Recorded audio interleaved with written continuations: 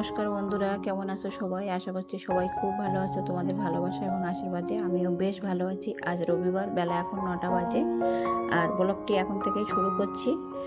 চলে এসেছি সকাল সকাল স্নান সেরে আমার কিচেনে। আজ ওটসের খিচুড়ি বানাবো আর সাথে আছে চা।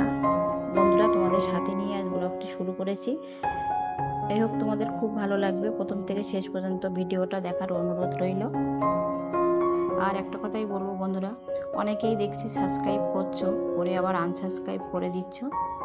যাই হোক, তোমাদের হয়তো নিশ্চয়ই ভালো লাগে না আমার ভিডিও, ওই জন্য আনসাবস্ক্রাইব করে দিচ্ছ। ভালো লাগলে একটা লাইক, কমেন্ট, শেয়ার আর সাবস্ক্রাইব করো, এটুকুই বলার। তোমাদের সাথে কথা বলতে বলতে আমার চাটাও হয়ে গেছে, চাটা ঢেলে নিচ্ছি। এখন 9টা, সাড়ে 9টা বেজে গেছে। এখন তো ব্রেকফাস্ট করবো। আর আমি এখানে ওটসের খিচুড়ি বানাবো বলে ওটসটা নিয়ে নিয়েছি আর চাটাও হয়ে গেছে, চা ঢেলে নিয়েছি। এখানে গ্যাসে কড়াইটা বসিয়ে দিলাম। যাই হোক বন্ধুরা, তোমাদের কি পূজার শপিং হয়ে গেছে? আমার এখনো কিন্তু হয়নি, তবে করব কয়েকদিন বাদে। যাই হোক, চাটা টেবিলে দিয়ে দিই। দিয়ে চা তো টেবিলে দিয়ে মা ছেলে মিলে দুজন মিলে চা খেয়ে নেবো। আর বন্ধুরা, ভিডিওগুলো তোমাদের কেমন লাগে অবশ্যই কমেন্টে জানিও। যদি ভালো লাগে একটা লাইক করে পাশে থেকো। আর এই যে চাটা টেবিলে দিয়ে দিয়েছি আর এদিকে গ্যাসে কড়াইটা বসিয়ে দিয়েছিলাম, দেখেছো। আর কড়াইটা গরম হয়ে গেছে, একটু সামান্য রিফাইন অয়েল দিয়েছি, দিয়ে নেড়ে চেড়ে নিয়েছি। তারপরে এবার যে ওটস রেখেছিলাম সেটাই দিয়ে দেবো। প্রথমে ডিমটা ভেজে নেব। এখানে ডিমটা ফেটিয়ে রেখেছিলাম, একটু সামান্য নুন আর একটা কাঁচা লঙ্কা কুচি দিয়েছি, দিয়ে ডিমটা ভালো করে আগে ছোটো ছোটো করে একটু ভেজে নেব। এই ওটসের খিচুড়ি করতে গেলে ক্যাপসিকাম, বিনস, কড়াইশুঁটি এগুলো দিলে বেশি ভালো লাগে, কিন্তু আমার ঘরেতে ছিল না। আজ আমি প্লেন একটু ডিম দিয়ে ঘরোয়া পদ্ধতিতে বানাবো নিজেদের মতন করে। যাই হোক, যে যেমনভাবে বানাতে পারে সে তেমনই বানিয়ে খেতে পারে। যাই হোক, অত ভালো হয়তো আমি পারি না, তবে যেটুকু পারি সেটুকুই তোমাদের সাথে শেয়ার করছি। আর ডিমটা ভেজে আমি তুলে নিয়েছি, নিয়ে তারপরে আবার ওটসটা একটু ভেজে নিচ্ছি, হালকা করে একটু ভেজে নিচ্ছি ওটসটা। দেখো, প্রায় ভাজা হয়ে গেছে। আমি একটু সামান্য নুনও দিয়েছি, দিয়ে আর একটু নেড়ে চেড়ে ভেজে নেব।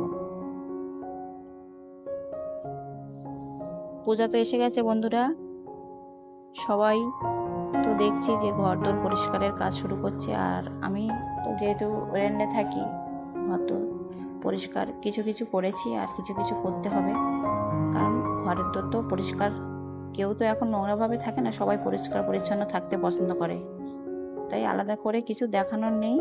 তবে একদিন আমি ঘর টরগুলো পরিষ্কার করেছি, ভিডিওতে দেখিয়েছিলাম, আবারও করব, সেটাও তোমাদের সাথে শেয়ার করব। এই যে আমার এখানে ওটসের খিচুড়িটাও বানানো হয়েছে, দুর্দান্ত হয়েছে খেতে।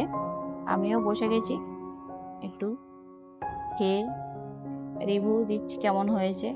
নিজে রান্না করে নিজেই বলছি তো ভালো হয়েছে, কিন্তু সবাই যদি বলে ভালো হয়েছে সেটাই ভালো। যাই হোক, একেবারে মন্দ হয়নি খেতে। আর আজ তো সানডে, তাই একটু চিকেন রান্না করব। আজ বেশি কিছু রান্না করব না, শরীরটা খুব একটা ভালো নেই কদিন ধরে, কারণ বড় ভিডিও ভালোভাবে দিতে পারছি না, শর্ট ভিডিওই ছাড়ছি। আর ভিডিওটা কেমন হয়েছে জানিও। এই যে চিকেনটা আমি প্রথমে আলুটাকে ভেজে নিয়েছি, ভেজে তুলে নিয়েছি, নিয়ে এবার মিডিয়াম সাইজের একটা পেঁয়াজ কুচি করে রেখেছিলাম, পেঁয়াজটাকে তেলে ছেড়ে দিয়েছি, দিয়ে একটু ভালো করে ভেজে ভেজে নেব। এই যে দেখো, তেলটা কিন্তু খুবই গরম হয়ে গেছে, কারণ আগে আলুটা ভেজেছিলাম তো। আর আজ বাটা মশলা দিয়েই রান্না করব, টমেটো বেটে রেখেছি সেটাই দিয়েছি। কারণ এই যে কাঁচা মশলা যেমন জিরা ধনে এগুলো বেটে রান্না করার টেস্টই কিন্তু আলাদা, তাই না? যাই হোক, কাঁচা লঙ্কাটাও আমি একটু হাফ হাফ করে বেটে নিয়েছি, আর টমেটো বেটে নিয়েছিলাম, নিয়ে সেগুলো তেলে দিয়েছি, দিয়ে ভালো করে দেখো কষিয়ে নিয়েছি। হয়ে গেছে। এবার যে ম্যারিনেট করে রেখেছি চিকেনটা, সেটাই দিয়ে দিয়েছি তেলে দিয়ে। এবার ভালো করে একটু কষিয়ে নেব।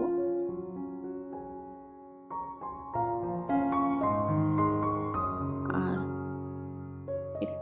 কষিয়ে নিয়ে একটু জল দিয়েছি হালকা করে, দিয়ে একটু ঢাকা দেবো 10 মিনিটের জন্য। 10 মিনিট হয়ে গেছে, ঢাকনাটা এবার তুলে নেব। যাই হোক বন্ধুরা, আমার থেকে হয়তো তোমরা আরও বেশি ভালো চিকেন রান্না করতে পারো। চিকেন তো অনেকভাবেই রান্না করা যায়, আর আমি যেমনটা পারি তেমনই করি।